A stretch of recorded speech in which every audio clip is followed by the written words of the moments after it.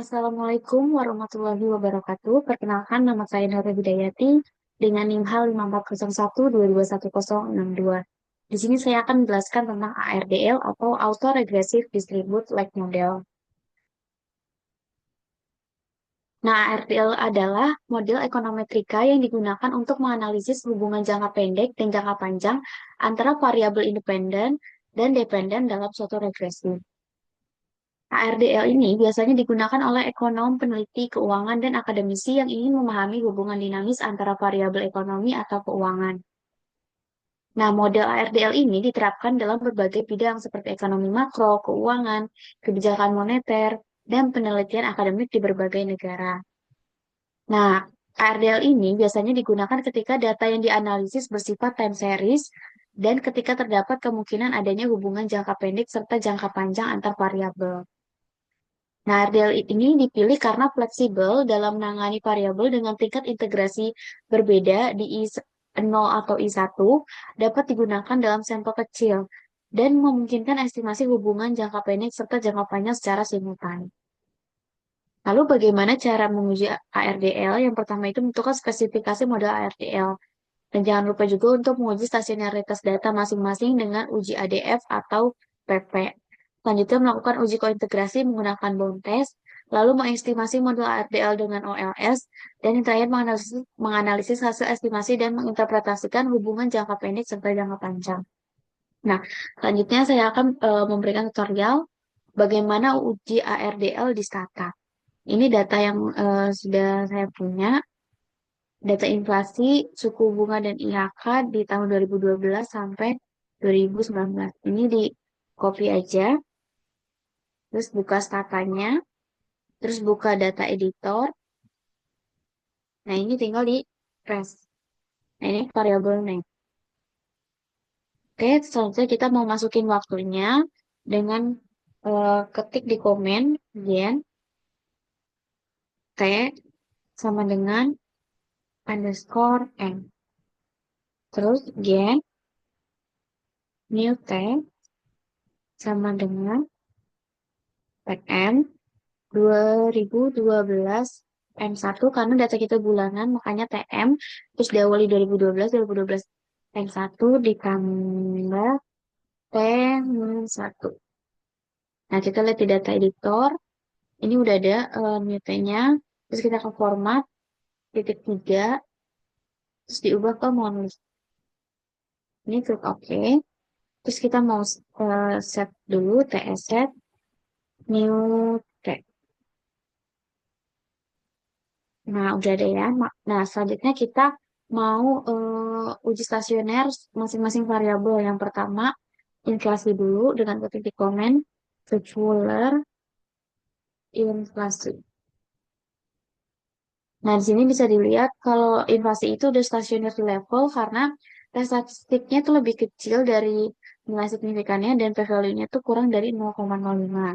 Selanjutnya kita coba sama kayak tadi, tapi sekarang suku bunga.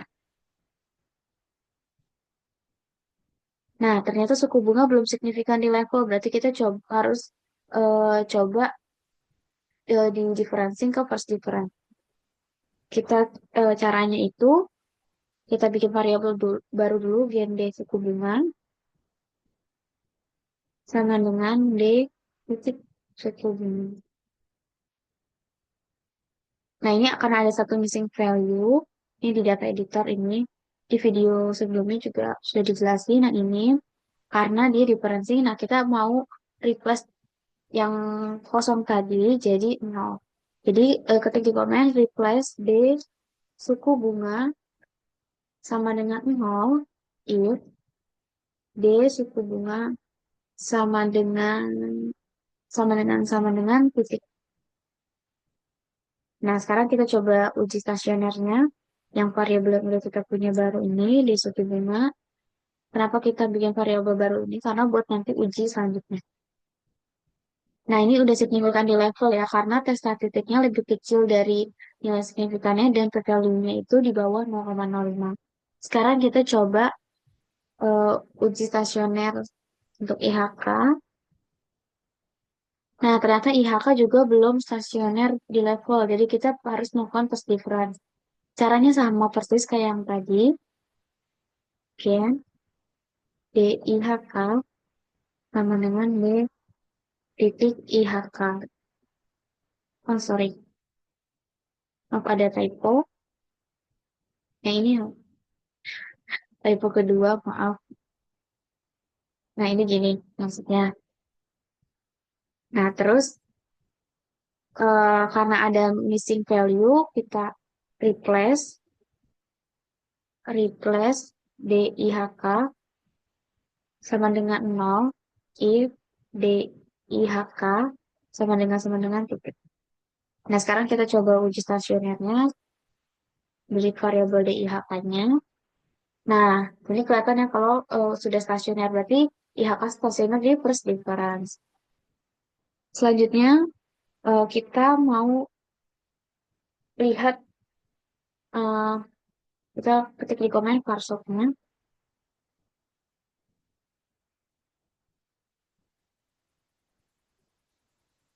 Untuk inflasi di suku bunga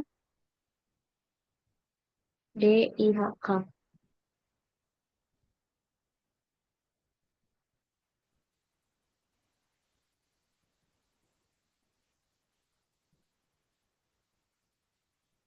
Nah, ini udah ada parsoknya. Dari sini tuh eh AIC, kita harus lihat AIC-nya karena AIC itu kriteria paling umum digunakan untuk model AFDL. Dan hasilnya di sini menunjukkan di eh, leg 3 yang paling optimal. Nah, kalau mau ingin lebih sederhana, bisa lihat H, HQIC-nya dan SBIC-nya. Kalau HQIC sama SBIC kan menyarankan di leg 0. Ini yang ada bintangnya. Gitu. Ini nilai yang paling terkecil. Tapi kita pakai yang AIC-nya aja yang di leg 3. Nah, selanjutnya eh, kita coba install ARDL-nya dulu.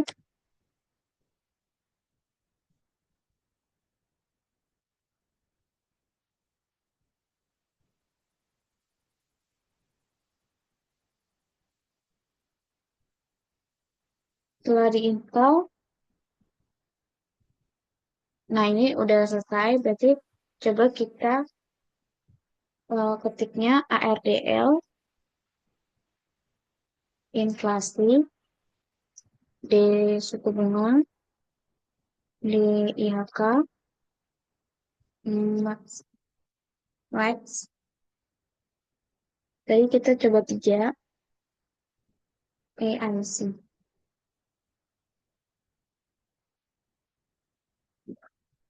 Nah, di sini eh, inflasi bersifat persisten dengan efek positif dari bulan sebelumnya, tetapi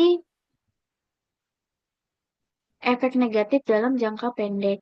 Nah, suku bunga ini memiliki efek campuran dengan dampak langsung yang signifikan, tetapi efek tertunda yang tidak terlalu kuat. IHK ini tidak berpengaruh signifikan terhadap eh, IHK ini, ya tidak berpengaruh signifikan terhadap inflasi. Nah, model ini juga cukup baik dalam menjelaskan inflasi karena R square-nya itu 0,3631 atau 36,31%. Tapi masih ada faktor lain yang mungkin berpengaruh tetapi belum dimasukkan dalam model. Gitu. Nah, selanjutnya kita klik lagi di komen matrix list size.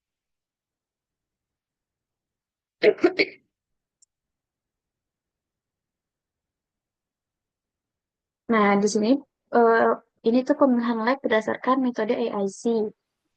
Nah, model ini tuh memperhitungkan pengaruh inflasi hingga 3 periode sebelumnya, pengaruh suku bunga hingga 2 periode sebelumnya, dan di sini tuh nggak memasukkan like IHK karena mungkin enggak signifikan atau nggak diperlukan sebenarnya dalam model. Jadi kita akan memasukkan like-nya itu 320. Nah, sekarang ketik lagi di komen ARDL inflasi di suku bunga DIHK flex. Nah, tadi kan Lexa 320 ECDTS. Nah,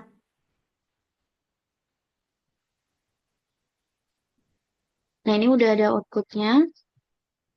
Di sini tuh hipotesis H0-nya atau H0-nya itu gak ada hubungan panjang antara variabel-variabel. Nah, di sini F statistiknya itu 19,422. Nah, itu berarti dia lebih besar dari nilai kritis tertinggi, yaitu 6,36 pada tingkat signifikansi 1%. Nah, karena F statistiknya tadi lebih besar dari batas atas, berarti kita menolak H0 yang berarti terdapat hubungan jangka panjang atau kointegrasi antara inflasi, suku bunga, dan IHK. Nah, tes statistiknya itu minus 7,5,85 yang juga lebih kecil dari batas kritis minus 4,1 memperkuat bukti bahwa adanya hubungan jangka panjang. Nah, kesimpulan itu model ini tuh menunjukkan adanya hubungan jangka panjang antara inflasi, suku bunga, sama IHK. Nah, suku bunga itu berpengaruh positif dan signifikan dalam jangka panjang terhadap inflasi. Sedangkan di IHK tadi itu tuh tidak memiliki dampak signifikan terhadap inflasi. Nah, hasil uji Bontes ini menunjukkan kointegrasi yang berarti model RDL yang digunakan valid untuk analisis hubungan jangka panjang. Nah, yang selanjutnya kita bisa ketik lagi di komennya.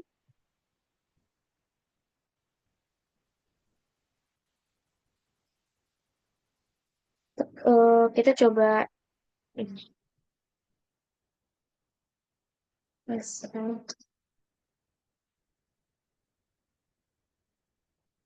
Esat de Platman. Nah, di sini tuh menunjukkan model ini tuh lulus uji autokorelasi sehingga hasilnya tuh dapat dianggap lebih valid. Jadi nggak perlu perbaikan menggunakan metode koreksi autokorelasi lainnya gitu. Karena nilainya ini mendekati 2. Kita juga bisa ujinya pakai komen ini Estat B GOD Frame. Nah, tadi itu kita coba pakai Let's 3.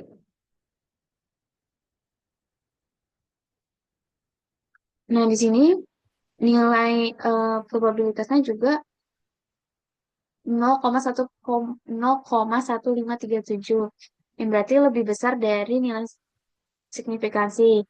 Nah, berarti artinya itu menolak H0 yang artinya tidak ada autokorelasi residual yang signifikan dalam model. Nah, terus kita coba lagi uji heterosnya dengan cara kita install dulu SSC. Kita coba uji heteroskedastasitasnya menggunakan Y. Ini kita install dulu. Setelah diinstal, kita ketahui komen is start im test Y. Nah, di sini p-value-nya itu ternyata 0,000, yang berarti kita menolak 0, yang artinya terdapat heteroskedastisitasnya. Nah, berarti model ini tuh bisa menyebabkan estimasi standar errornya menjadi bias. Kita harus membuat ini tidak heteros. Tapi nggak apa-apa, kita lanjut aja ke cusumnya. karena ini mau uji ARDL-nya, tapi nanti harus diperbaiki karena masih ada heterosnya. Selanjutnya kita install customnya dulu. SSC install custom.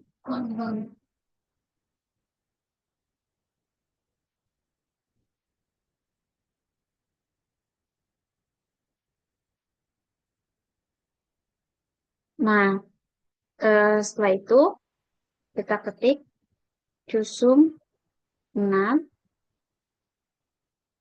eh, inflasi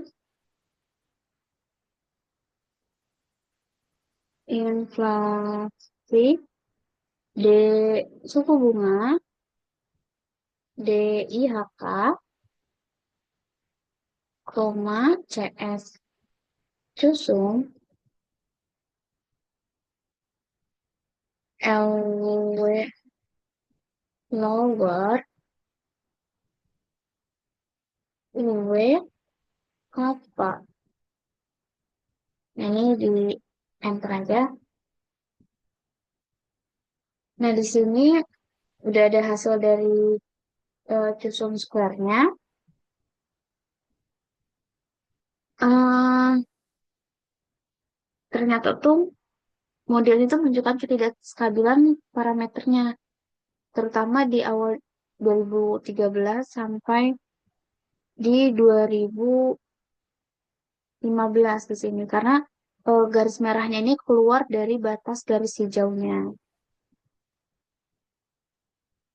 Nah, ini tuh bisa disebabkan karena adanya perubahan struktural dalam hubungan variabel atau bisa disebabkan oleh faktor eksternal lain seperti kebijakan ekonomi atau perubahan tren pasar. Nah, karena ini belum stabil parameternya, langkah selanjutnya itu bisa cek kemungkinan struktural break-nya menggunakan chow test atau metode lain, atau bisa juga pertimbangkan